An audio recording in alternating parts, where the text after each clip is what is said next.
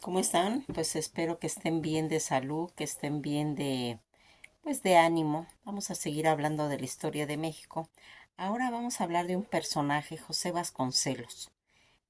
abogado, político, educador, escritor y filósofo mexicano.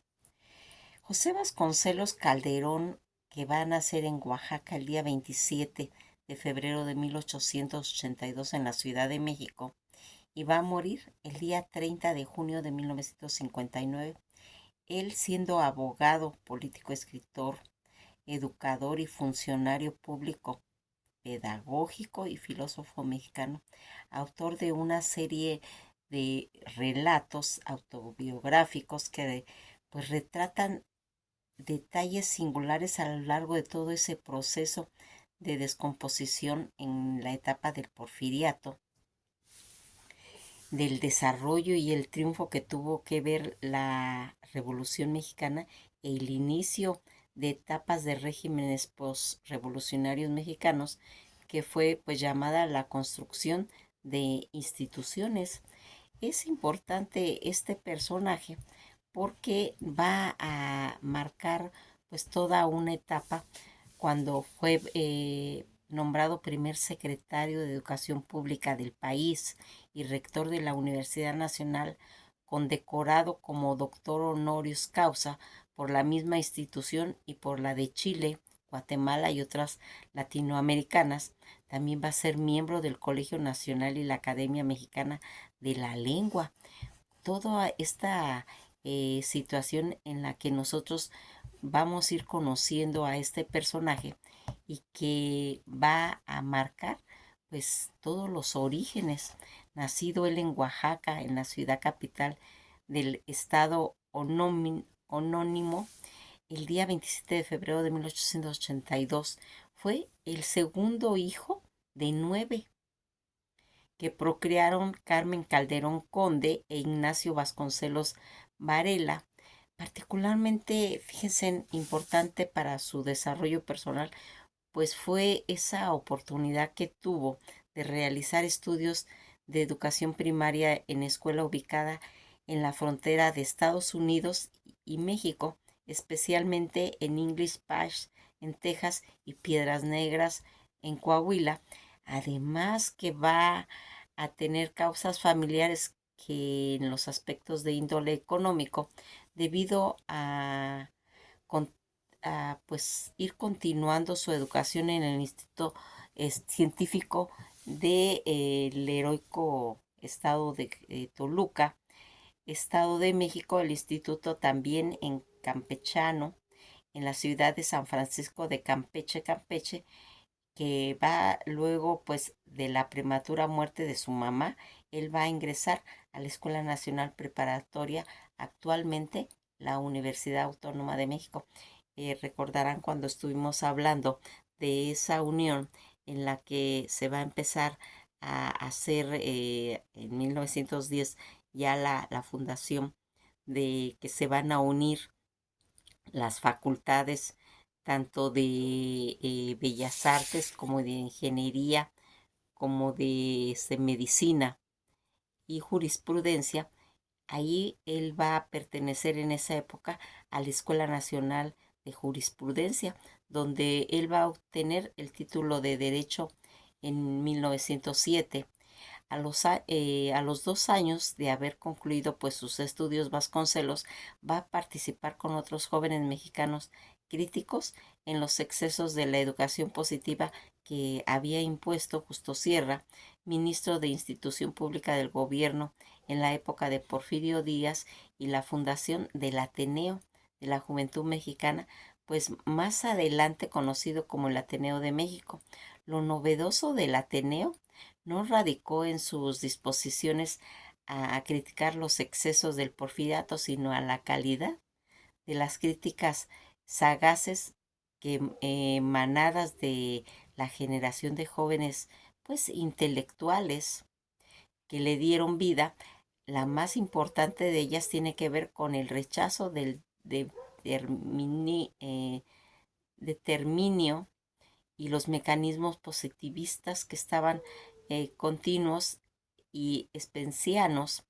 en los que se podía decir llamados a dotar a la educación de una visión más amplia en cuestiones de sociales generado por grandes procesos tanto de cambios como el de la industrialización y toda esa concentración urbana que se estaba aunado a ellos en oposición al planteamiento oficial de Sierra y los funcionarios del porfiriato, llamados también los científicos, como se les conocía en esa época, por promover una visión única en los pensamientos filosóficos positivistas y deterministas. Vasconcelos y toda esa generación del Ateneo proponen, pues se puede decir que una libertad de cátedra, la libertad de pensamiento y sobre todo la reafirmación de los valores culturales, éticos y estéticos en los que América Latina pues va a ir emergiendo como una especie de realidad, tanto social y política, con esa identidad propia. Aquí es muy importante ir destacando, fíjense, que una de las características del porfiriato para alguno de los lados oscuros de este es justamente pues un cierto desdén por las naciones mexicanas, esa fascinación por los europeos, por los franceses, por los alemanes o por sí nada de esto pues era posible con lo que los estadounidenses como se puede decir una forma de alternativa variable pues para alcanzar en cierta forma el progreso. Toda esta generación de Ateneo Vasconcelos pues van a sentar las bases para una ambiciosa recuperación de la nación mexicana y el latinoamericano como una identidad que además de real fue visible tanto, fíjense, en el futuro, sobre todo lo que dependiera tanto en extranjeros para en cierta forma tener un progreso sostenido, como de hecho pues ocurrió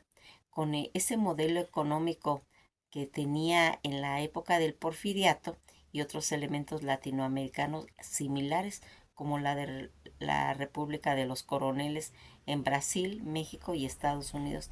Cuando él va metiéndose ya a todos estos aspectos relacionados con sus primeros pasos en cuestiones de la política, invitado por Francisco y Madero en 1909, se unió a la campaña presidencial del coahuilense gracias a su dominio en cuestiones del idioma inglés, representando al entonces club antireeleccionista ante el gobierno de los Estados Unidos. Un año después, en el club se convirtió en el Partido Nacional Antireeleccionista con Madero como candidato presidencial y Francisco Vázquez Gómez como candidato y vicepresidencia. Tanto Madero y Vázquez Gómez se van a ir enfrentando con Porfirio Díaz y Ramón Corral, en la que pues debatían las elecciones presidenciales de 1910. Cuando esta terminó con ese escandaloso fraude, Madero pues convocó a un alzamiento político militar que así llamado pues el plan de San Luis ya lo hemos platicado cuando hablamos de la época de Madero,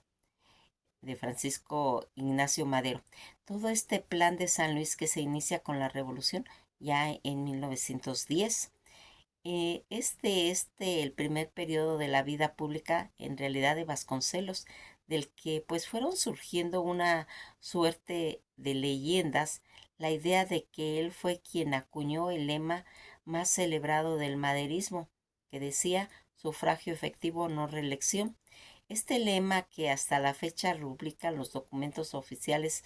designados por funcionarios del gobierno federal mexicano, tiene su origen, sin embargo, en el plan de la Noria encabezado por Porfirio Díaz contra la época de Benito Juárez en 1871. El genio de Vasconcelos radicó no obstante en haber rescatado esa frase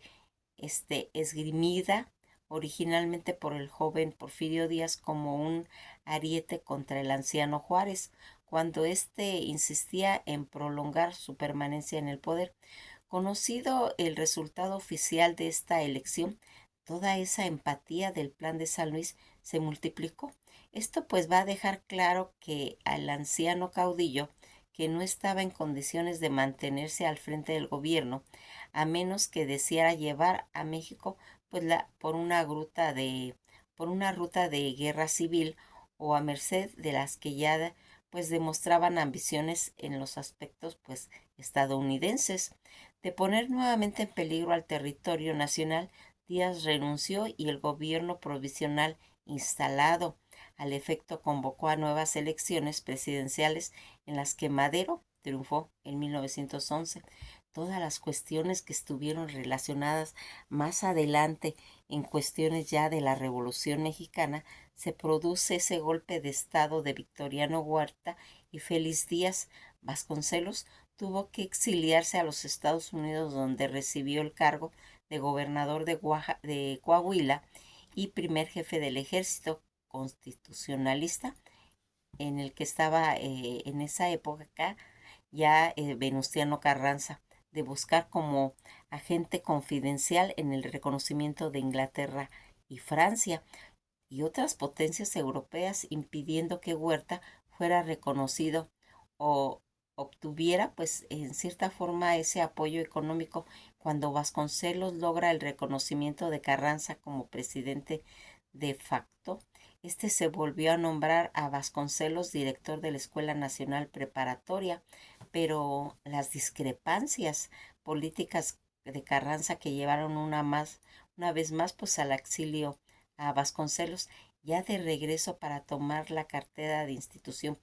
pública durante breve gestión de Eulalio Gutiérrez Ortiz como presidente de la Convención Nacional. Y durante todo este periodo Vasconcelos no pudo en realidad desarrollar sus ideas en materia educativa pública, pues las pugnas internas que estaban los revolucionarios de la Convención de Aguascalientes y toda esa derrota de Francisco Villa ante Álvaro Obregón, pues hicieron imposible que cualquier ejercicio de funciones de gobierno. Al proclamarse el Plan de Agua Prieta en 1920,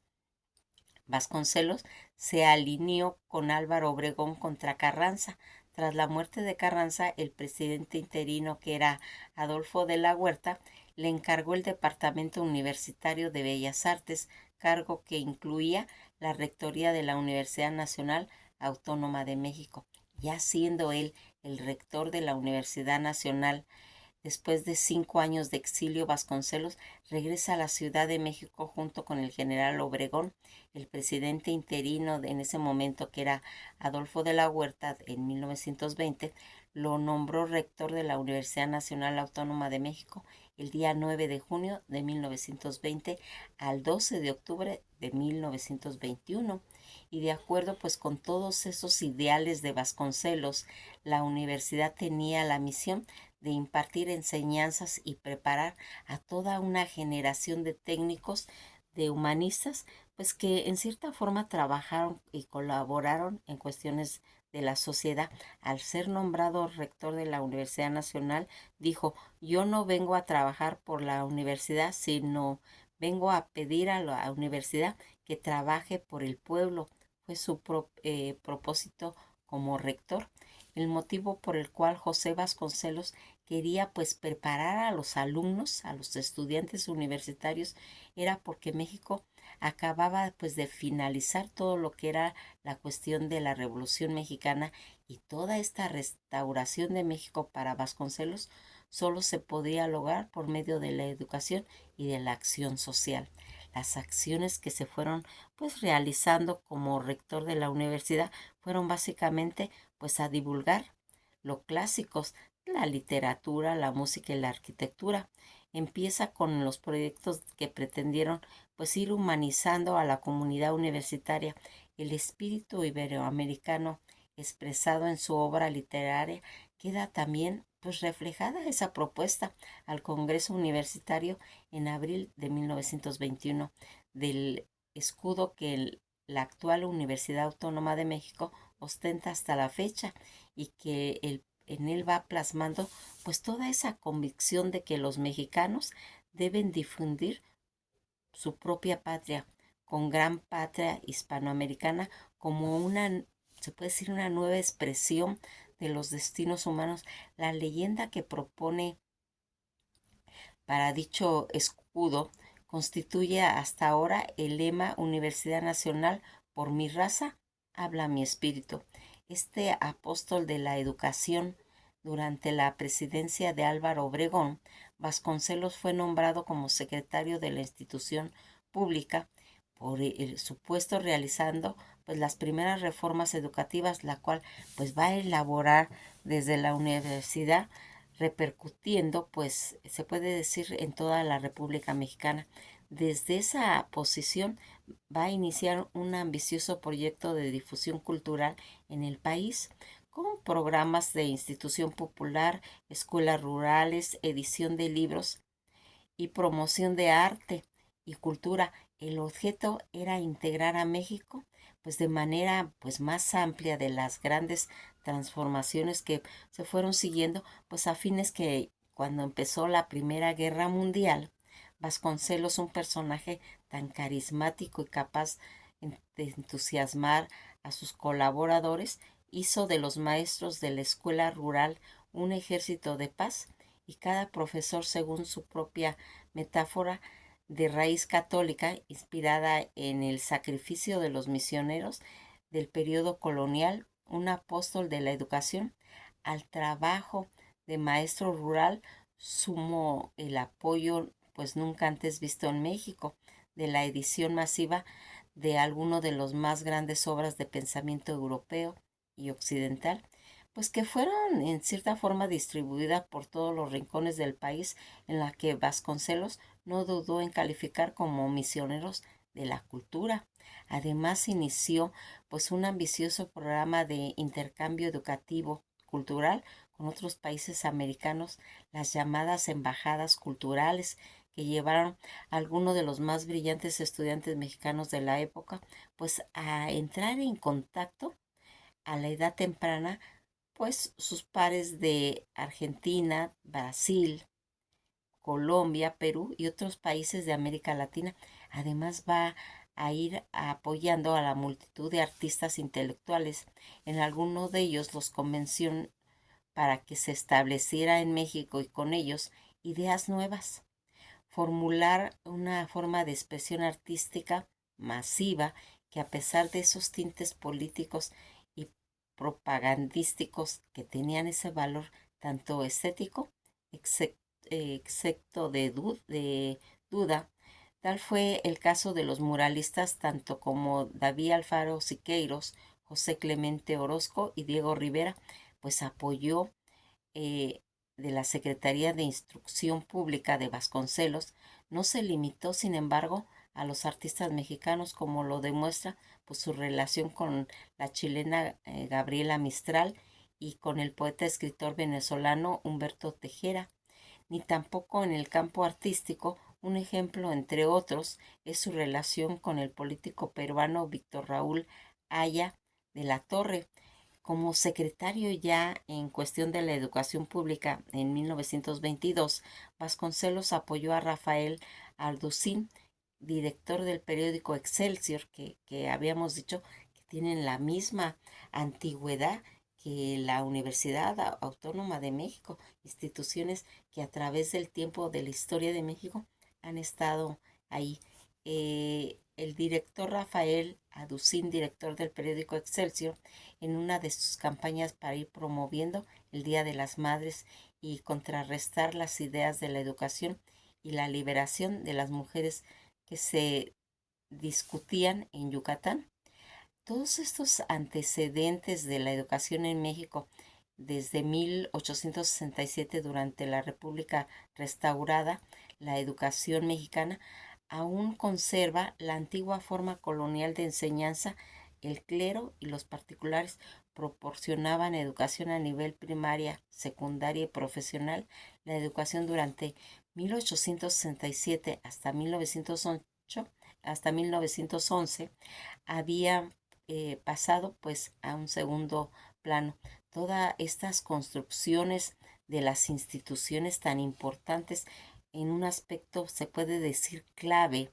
de su gestión fue la reconstrucción y construcción de los edificios de uso público para la difusión de la cultura, como el Estadio Nacional de la Escuela Pública, en sus diferentes niveles, tanto en bibliotecas y de manera más grande, los edificios destinados a albergar todo ese aparato burocrático del sistema educativo a lo largo y ancho de la nación. Vasconcelos, sin embargo, encontró pues difícil conciliar la condición como pensador e independiente de la exigencia pues de los cargos de gobierno que ejerció. Además, esa relación con Álvaro Obregón y Plutarco Elías Calles estuvo siempre mediada por la desconfianza que le inspiraban los mexicanos del norte de la República, hábil para acuñar punzantes aforismos, frases célebres o para ridiculizar a sus adversarios en debates, en el intercambio epistolares, y pues más aún en esa ocasión expresó con un dedo de desdén que México, la civilización, terminaba donde empezaba el consumo de carne asada, comentaba, con obvia pues referencia a las regiones del norte de México, donde provenía tanto Obregón como Elías Calles. Es por eso por lo que luego en sus brillantes inicios, ya tanto como funcionario público, Vasconcelos decidió retirarse del ejercicio de los cargos públicos, pues para dedicarse a satisfacer su pasión por la escritura, el análisis filosófico y la polémica. A pesar de ello, tuvo pues una participación muy destacada en la lucha para obtener la autonomía de la Universidad Nacional Autónoma al lado de Antonio Caso, Manuel Gómez Morín y otros personajes que fueron destacando en la década de los 20. En su filosofía, pues en los aspectos de educador que propone sentir la cultura mestiza como se puede decir una base de ese concepto mexicano, mexicanizar el saber, es decir, hacer objeto de estudios tanto de antropología y el medio natural del país, hacer, hacer de Latinoamérica ese centro de una, se puede decir, una gran síntesis humana, empleando el sentido del servicio y el amor fraterno del ser humano como medio tanto de ayudar a los más desprotegidos y a valerse del industrialismo como, se puede decir, un simple medio, nunca como un fin, para promover el progreso pues de la nación. Cuando él va a tener ya ideales como candidato de presidencia, no solo eso coincide con los excesos de los que tanto Plutarco Elías Calles eran capaces en temas tan delicados como la relación Estado-Iglesia, y prefiguraba pues todo ese desarrollo que hemos estado platicando como lo que era el maximato, y uno de los precursores de así la llamada Guerra Cristera, que había sido en 1929, decidió postularse como candidato a la presidencia de la República. Eso lo llevaría a enfrentarse al candidato Calles, Pascual Ortiz Rubio, en una desigualdad campaña que recordó a mucho de lo que había ocurrido con Madero, pues desarrollado en 1909 contra Porfirio Díaz, no solo por el apoyo del aparato del Estado al candidato Ortiz Rubio, sino también a la violencia que muchos vasconcelistas debieron padecer en propia carne, apoyando a algunos de los más lúcidos intelectuales y artistas de la época como Antonieta Rivas Mercado, Gabriela Mistral, Manuel Gómez Morín, Alberto Vázquez del Mercado, Miguel Palacios Macedo. Vasconcelos va a desarrollar una ambiciosa campaña electoral que despertó la ilusión pues de muchos. La campaña acaecía el asesinato del líder vasconcelista emprendida por diputados y asesinos de paga disfrazados de policía. El propio Vasconcelos sobrevivió a varios atentados en su contra, y al mismo día de la selección se abre fuego contra los votantes en diversas poblaciones del país. Todos estos resultados oficiales de las elecciones que arrojaron a un 93% de los votos para Pascual Ortiz Rubio y el resto más para Vasconcelos y otros, los resultados sin valor alguno para la mayoría de los historiadores del periodo, pues dejaban ver, sin embargo, el claro mensaje de Calles y su grupo, que era el Maximato, un grupo enviaban a Vasconcelos. No se respetaría las elecciones democráticas, sino sucesión presidencial previamente acordada por el jefe del Estado, lo que se convirtió en un modelo político mexicano tocante al tema de la sucesión presidencial a lo largo de lo que sería pues el siglo XX. Para muchos de los seguidores como Miguel Palacios Macedo, José Vasconcelos sería recordado como el político más grande de México. Frente a los resultados, Vasconcelos buscó pues reproducir el patrón seguido por Madero 20 años antes, invitando a la población a sumarse a la revolución a través del plan de Guaymas, al cual el triunfo lo llamarse para ir tomando lugar que merecía porque él se exiliaba a los Estados Unidos. El llamado a la insurrección pues fue desoído por una sociedad mexicana cansada de poco más de 10 años de guerra civil, 7 de Revolución Mexicana y 3 de Cristera, y por una, comprada por una estabilidad forzada con el agregado a esos enfrentamientos, a los efectos devastadores de la crisis global que ocurriría en 1929. No solo para Vasconcelos implicó el inicio de un doloroso, pero altamente productivo, ese exilio que tiene en Estados Unidos y Europa, que le permitió pues dedicarse de lleno pues a sus análisis filosóficos, lo que le permitieron adentrarse en el análisis del pensamiento filosófico hindú y a escribir su monumental autobiografía, un referente obligado para comprender el México del siglo XX, y una serie de artículos y comentarios sobre el tema sobre pues temas diversos. Durante pues ese paso por Estados Unidos, Vasconcelos se convirtió en una estrella del entonces naciente círculo de oradores, destacado en las universidades estadounidenses.